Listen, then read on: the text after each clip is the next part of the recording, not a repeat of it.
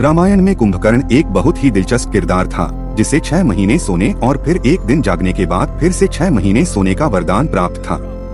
लेकिन इसके अलावा कुंभकर्ण क्या करता था, उसका पारिवारिक जीवन कैसा था, उसके पत्नी और पुत्र कौन कौन थे और उसकी मृत्यु के बाद उन लोगों का क्या हुआ, इसके बारे में बेहद कम लोगों को जानकारी है।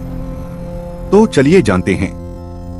रामायण में कुंभकर्ण को ज्यादातर लोग सिर्फ सोने के लिए जानते हैं, लेकिन बहुत कम लोग जानते हैं कि कुंभकर्ण एक वैज्ञानिक के साथ साथ धर्मों का अद्भुत ज्ञाता था। कुंभकर्ण ऋषि वृषरवा और राक्षसी कैकसी का पुत्र था। कुंभ का अर्थ होता है घड़ा और कर्ण अर्थात कान। बचपन से ही बड़े कान होने के कारण उसका नाम कुंभकर्ण रखा गया था।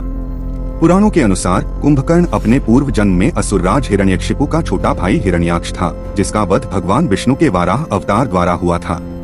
कुंभकर्ण की ऊंचाई 600 धनुष के बराबर थी और मोटाई 100 धनुष के बराबर थी। कहते हैं कि उसकी आंखें गाड़ी का पहियों जितनी बड़ी थी।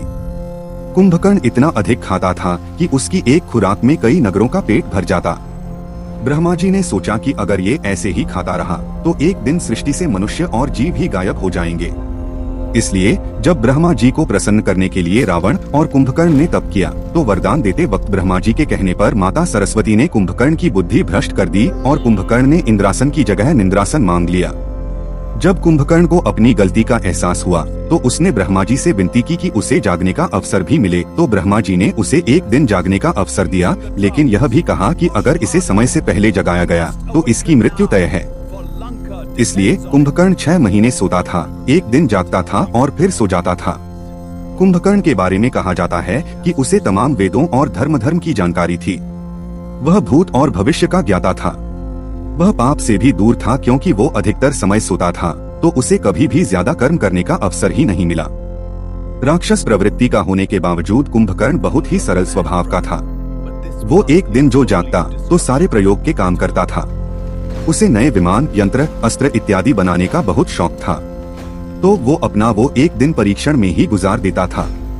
कुंभकर्ण की मृत्यु के बाद उसके परिवार का क्या हुआ? कुंभकर्ण जानता था कि भगवान राम विष्णु जी के अवतार हैं और माता सीता माँ लक्ष्मी का। इसलिए उसने पहले रावण को बहुत समझाया, लेकिन उसके ना मानने पर वो अपना भाई धर्म पूरा करने युद्ध भूमि चला गया। कुंभकर्ण ये भी जानता था कि भगवान राम के हाथों मरने पर उसे मुक्ति मिलेगी। कुंभकर्ण की 3 पत्नियां थीं, वज्रज्वाला, कर्कटी, तड़ितमाला। पहली पत्नी के पुत्रों का नाम कुंभ और निकुंभ था, जिसमें से निकुंभ बहुत शक्तिशाली था।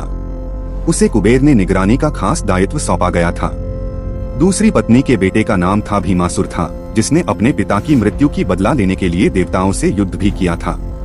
बाद में भगवान शिव से उसका मुकाबला हुआ और शिव ने उसे भस्म कर दिया। तीसरी पत्नी से हुए पुत्र का नाम मूलकासुर था, जिसके बारे में ज्यादा जानकारी नहीं मिलती।